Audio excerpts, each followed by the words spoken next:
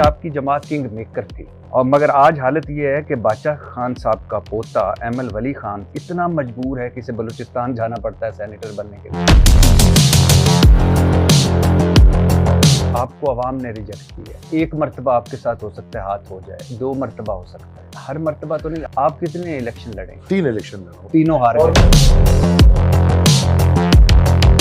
मैंने 3 इलेक्शन में जो हालात देखे ना, तो मैं इस प्रोसेस को लायक आप हैरान हो जाए ना। मेरा पहले इलेक्शन जो था वो था 2018 का इंतखाब, हम फैजियाब नहीं हो पाए। मेरा दूसरा इंतखाब था इमरान के खिलाफ बाई इलेक्शन 4 सद्दा, और वही फैज साहब उधर कोर कमांडर थे, तब हालात खराब। यानी आप कह रहे हैं कि फैज हमीद साहब ने आपको वहां पेशावर में बैठ के हरवा दिया। आज क्या पुख्तनख्वा की पीटीआई रियासत के पेज पे है अली अमीन गंडापुर, किसका वजह? इलेक्शन से 4 दिन पहले मुझे ये पैगाम आया कि अली अमीन गंडापुर आने वाला वज़ीर आज़म। एक सेनेट की सीट के लिए आपने शनाख्ती कार्ड का पता वली बाग 4 सद्दा से तब्दील करके कासी किला, अरबाब हाउस, खुदादाद रोड, कोयटा दर्ज कराया। बादशाह खान साहब खानदान पर इतना जवाल तो मैंने कभी सोचा भी नहीं। आप नहीं समझते कि आपने एक सेनेट की सीट के लिए अपने आबाओ अजदाद का इज्जत और वकार दाव पे लगा दिया? नहीं। पीडीएम आई फिर रिजीम चेंज करके इमरान खान के खिलाफ तरीके अदम एतमाद तबाह कर दी। तो आपने तो बनाई थी पीडीएम। बादशाह खान साहब के खानदान के अलावा, असफंदियार वली साहब के बेटे के अलावा आप में क्या काबिलियत है कि आप पार्टी के सदर हैं? कुछ भी नहीं। आपने एक बार जब कायद-ए-आज़म मोहम्मद जिन्ना के हवाले से बयान दिया कि कायद-ए-आज़म पाकिस्तान का पहला सियासी कैदी है, फिर आपके ये अल्फाज कि कायद-ए-आज़म जिंदगी भर हथकड़ियों में रहे और इन्हीं हथकड़ियों के साथ वो कब्र में जा घुसे, तो उस दिन ना मुझे दुख हुआ। फिर जब वली खान साहब की किताब है हकायक हैं, जब ये पढ़ी तो मुझे ऐसा लगा कि जो कुछ आपने कायद-ए-आज़म साहब के बारे में कहा है, आपने तो कुछ कहा ही नहीं। वो लिखते हैं कायद-ए-आज़म बुरे, मुस्लिम लीग बुरी, अंग्रेज बुरा, अच्छा था तो कांग्रेस अच्छी थी, खुदाई खिदमतगार मतलब ये खुद अच्छे थे।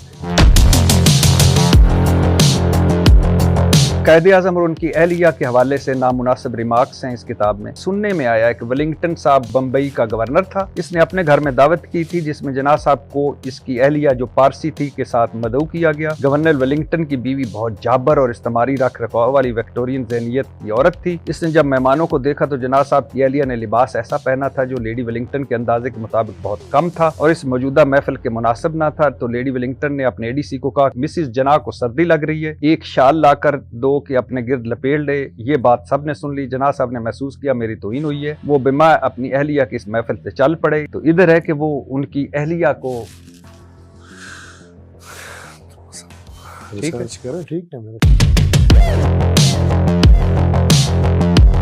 सफ़ा नंबर 70 पे जना साहब के मज़हब पर वार करते हैं। इसकी वजह जना साहब का ख्वाजा इस्माइली आगा खानी होना था जिन्हें उलमाए मुसलमान नहीं गर्दानते। जना का नाम असल में माम वाली जीना सर आगा खान की वालदा मोहतरमा लेडी अली शाह ने ख्वाजा रवायत के मुताबिक रखा था। यही वजह कि आम मुसलमान उलमा इनके मुखालिफ थे। सर मैं तो कायद-ए-आज़म साहब को पक्का और सच्चा मुसलमान समझता हूँ। जुमा खान सूफी साहब की किताब फरेब नातमाम, शेरपाव की हलाकत का मंसूबा मुकम्मल तौर पर आला लीडरशिप ने तरतीब दिया था।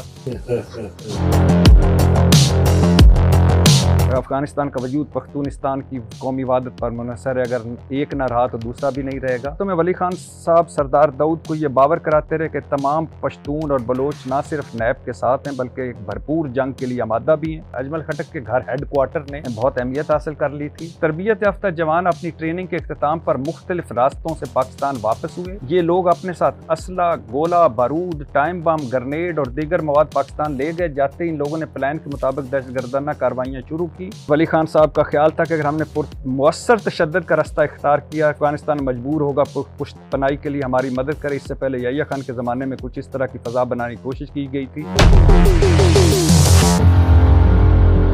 पाकिस्तान आजाद हुआ, पाकिस्तान बना। पाकिस्तान जब बन गया, आप तमाम कॉरिडोर्स में जाएं, पहले 3 साल, 2 साल, 1 साल आपके इधर जो भी था अंग्रेज, फाइनेंस सेक्रेटरी अंग्रेज, इंटीरियर वाला अंग्रेज, बाकी अंग्रेज, ये कैसे है? लेकिन हमारा गवर्नर जनरल कायदे आज़म इंडिया का दूसरा गोरा था। तराना पाकिस्तान के खालिक हफीज जलंधरी भी फौजी भर्ती के लिए रेडियो गीत लिखते थे। इस जमाने का मशहूर गीत मैं तो छुए को भर्ती कर आई आई रे, ये इनका लिखा हुआ ये गीत लिखने के काफी शौकीन थे। लिहाजा बाद में कौमी तराना लिखने पर भी इनकी और ZS बुखारी की तू तकार हुई थी। पहले उन्होंने ये तजवीज़ दी थी कौमी तराना सूरह फातिहा होनी चाहिए, ये तजवीज़ मुस्तरद कर दी गई थी। अब इस्लाम के नाम पे मुल्क बनाओगे तो सूरह फातिहा को तो तराना बनाना पड़ेगा। इमरान खान गंद है, गंद का सफाया होना चाहिए। हकीकत आज भी मैं कहूँ, पख्तूनख्वा के 3 स्टेक होल्डर थे कल तक, ANP, मौलाना फजलुर रहमान और मुस्लिम लीग। आज सूरत-ए-हाल ये है कि मौलाना MNA बनने के लिए बलूचिस्तान, ML वली खान सेंटर बनने के लिए बलूचिस्तान, अमीर मकाम की अपनी सीट पर एतराज़ात ही एतराज़ात। ये कैसा गंद है जिसने आप सारों को सूबा बदर कर दिया, आप सारों का सफाया कर दिया। बेगम बनने से पहले जो खातून जिससे मोहब्बत होती है और बेगम बनने के बाद जब वो बेगम बन जाती है तो पहले गुड़िया लगती है, बाद में ऐसे वो भला लगती है। सर मुझे आपसे मिलकर बड़ी खुशी है। Thank you ji.